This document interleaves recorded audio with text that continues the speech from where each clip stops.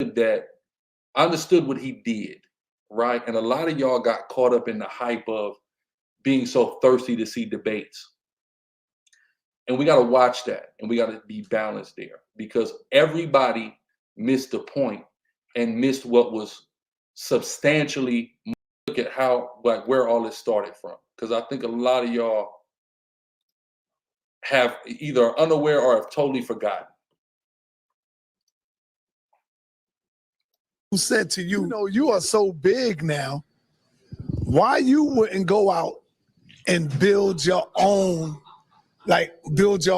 Israelite group now, because you are now big, and the Most High said that you will be on all four corners of the earth. So when are you gonna let go the titty and go out there and try to build your own? Why is that so important to you about the loyalty to the commanding general Yohana, and you will not leave this group? Talk unless he sends you out on the mission to say, yo, I need you over there and go build that. Yeah, I'll be out there starting the Genesis or some shit like that. That's where this all starts from. This has nothing to do with the new covenant. Nothing. It has everything to do with the fact that Deacon didn't like that Captain Nazariak epitomized disloyalty with him. That's what this is, not from a sincere place of he wants to debate the new covenant. And anybody who allowed anybody to think that has been deceived, right? Point blank, period. Let me tell y'all. Hold on. Oh, got you. The water brewing. Let me give y'all the background here, because y'all don't know. Because there's things that are going on or that have happened that are not being told to you. I got you. Don't worry about it. Let me take y'all on a trip down memory lane. Deacon, I'm a partner at CZYN, right? I'm a part of the initial investors at CZYN. So we have a content deal with Deacon. We had a content deal with Deacon. And during that time, Deacon wants to, think about different ways to get more people to CZYN to help grow the business. Which is what you should do when you enter into business partnerships. So he comes up with, man, we need a debate. Who we need you? And then he's like, well, who's the biggest person we can have you debate? So he conceptualizes me debating Captain Nazariak, right? So now we're going back and forth on, well, what are the disagreements in doctrine? He came up with New Covenant. He wanted to put the financial backing up to do it. So we had a conversation with Captain Nazariak, and Captain Nazariak can attest to this, as well as Corey from Tabernacle of David can attest to this, right? So we have witnesses here. And what happened was Captain Nazariak went to his generals. His generals turned the debate down. That was it. No problem. So when Deacon gets hit with this statement that Nazariak makes about starting Genesis, he purposely called him out. Now, we disagree with ISU BK on other topics. He could have said the mark of the beast. Right. He could have said the Sabbath. Right? He could have said those things. He didn't. He purposely said the new covenant because he already knows the generals already instructed him not to do the debate. So there was not an actual sincere want to do this so the nation could know whether we in the new covenant or not. And this is why I left it alone, because I didn't want to have to say what I'm saying right now. We parted our ways. I wanted to totally leave the situation alone, let them do them while we do us. That's all I've been doing, if y'all ain't noticed, right? But it is what it is now. We're here. So there was not I want to debate Nazariak on the thing. Hey, he already turned down that topic. We're going to call him out on that topic. Now, of course, Deacon is confident and well-versed and studied on that topic. So if he had peradventure accepted it, he would have loved to take the opportunity to debate him on that and showcase the doctrine. But the real goal was, I'm going to make it look like he's running from me. Yeah. And if I'm lying, this is literally what he said to Sergeant Yatab in our school. So I know what his intentions were, because I know this man. Up until 90 days ago, I would call that man my best friend, right? So I know him, and I know what he's doing. I know what he did. That's why I stayed out of it.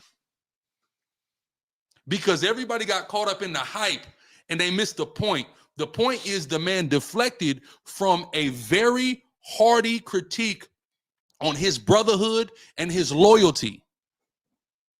That's what happened. Nothing else happened. That right there. Now, here's what I want to hip the whole nation to, though. Knowing breakdowns isn't going to get you saved. Brotherhood is. Right.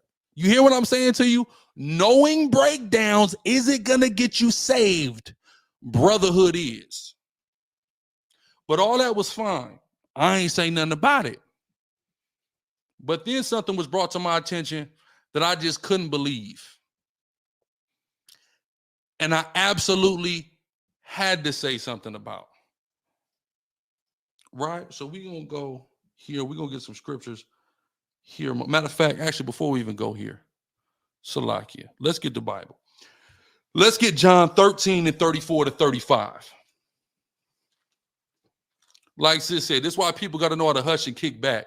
Because everybody made it look like or felt like, oh, Tazariak's ducking. No. There is a greater principle at play here that has nothing to do with what covenant people believe we're in. And that was the point of what Tazariak said. Wasn't nothing else the point other than this guy just did some disloyal stuff in front of the whole world. That's what the point was.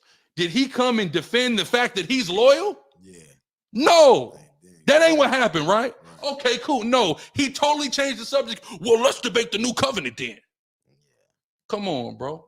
Y'all didn't see, y'all wasn't paying attention to what was going on. That's what happened, though. Right?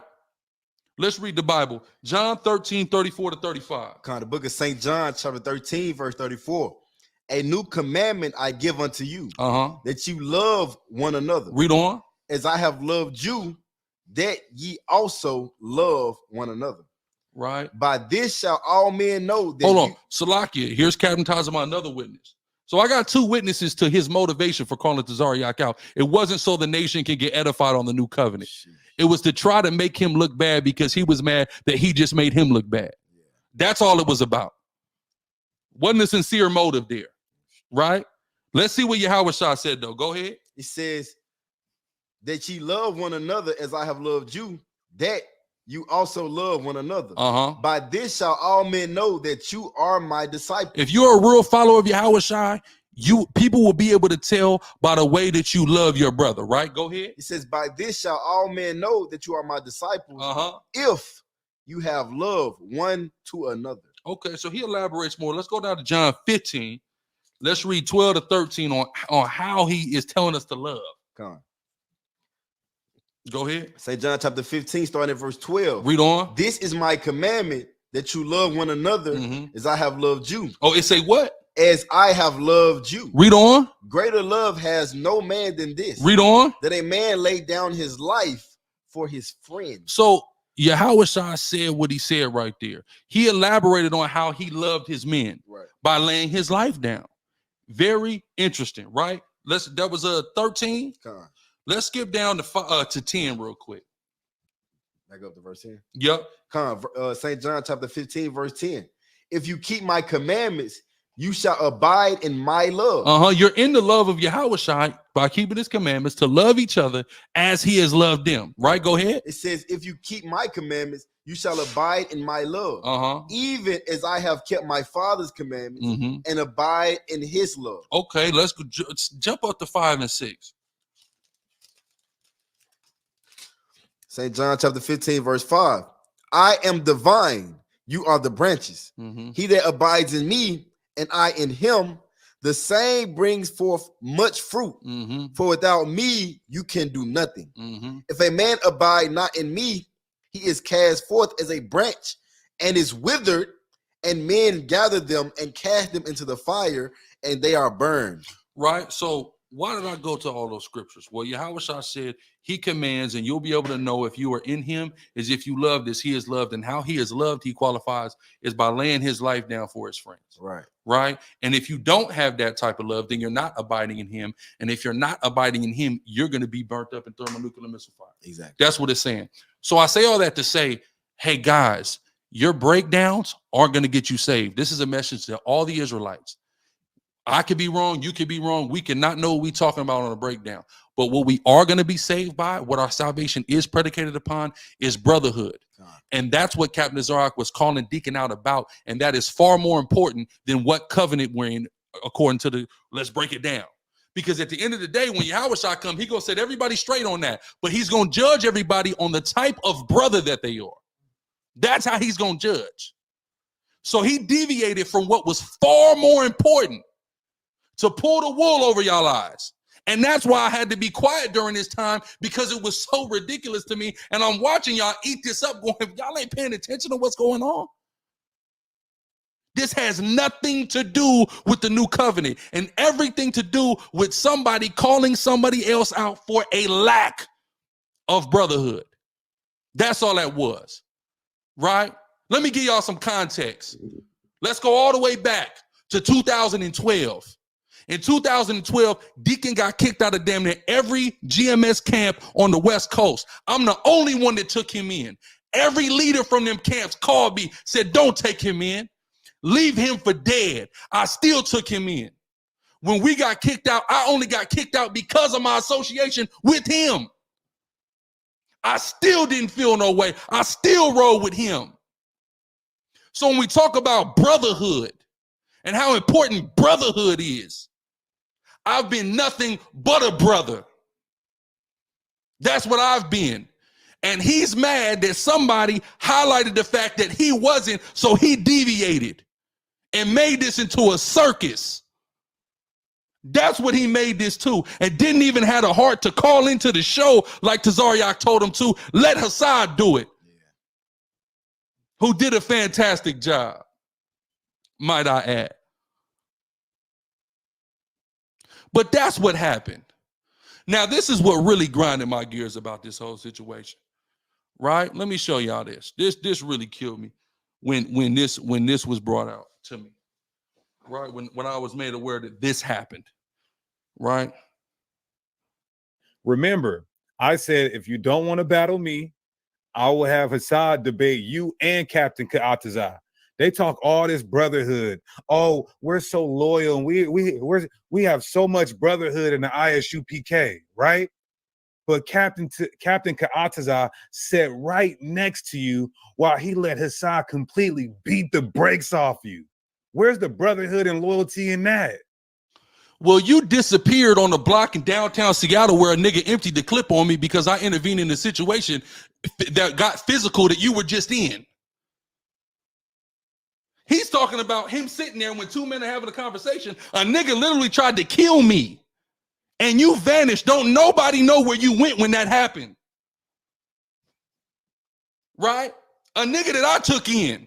A nigga that nobody wanted but me. I watched everybody in his life leave him and turn their back on him, and I didn't.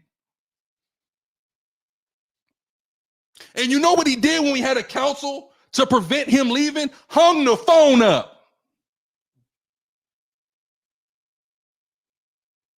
This nigga got the nerve to get on the internet and play these games with y'all?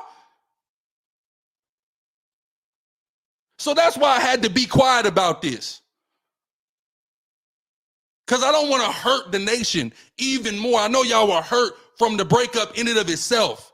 I wanted to leave it alone. But this is BS. And you want to know who knows this is BS?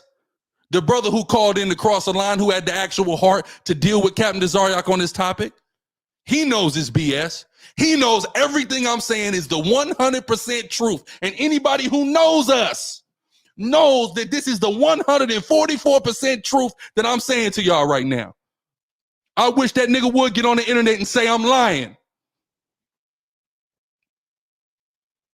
So the whole point is brotherhood. That's the point. That's what's going to get you saved. And that's what that Deacon displayed a lack of. And that's what Tazariak was talking about. Point blank, period. That's simple. It's gorilla time. Right? So now that that's over,